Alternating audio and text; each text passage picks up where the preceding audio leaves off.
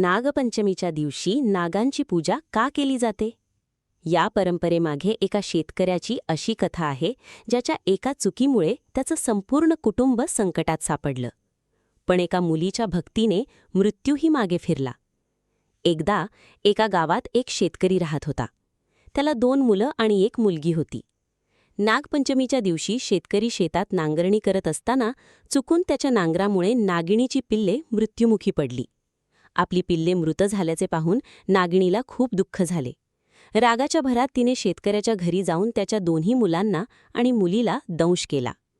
हे कळताच शेतकरी आणि त्याची पत्नी दुःखाने व्याकुळ झाले. काही दिवसांनी नागपंचमीचा दिवस आला. शेतकऱ्याची मुलगी नागदेवतेची मनोभावे पूजा करू लागली. तिने दूध, लाह्या, फुले आणि हळद-कुंकू अर्पण केले आणि प्रार्थना केली, हे नागदेवता, माझ्याकडून किंवा माझ्या कुटुंबाकडून काही चूक झाली असेल तर आम्हाला क्षमा करा. माझ्या भावांना जीवनदान द्या. तिच्या निर्मळ भक्तीने नागदेवता प्रसन्न झाले.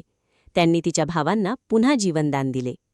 तेव्हापासून नागपंचमीच्या दिवशी नागदेवतेची पूजा करून कुटुंबाच्या सुखसमृद्धीसाठी आणि रक्षणासाठी प्रार्थना करण्याची परंपरा प्रचलित झाली. अशी लोककथा सांगितली जाते. या कथेचा संदेश हाच आहे की निसर्गातील प्रत्येक जीवाचा आदर करावा.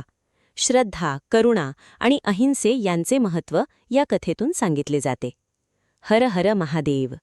नागदेवतेचा जय जयकार.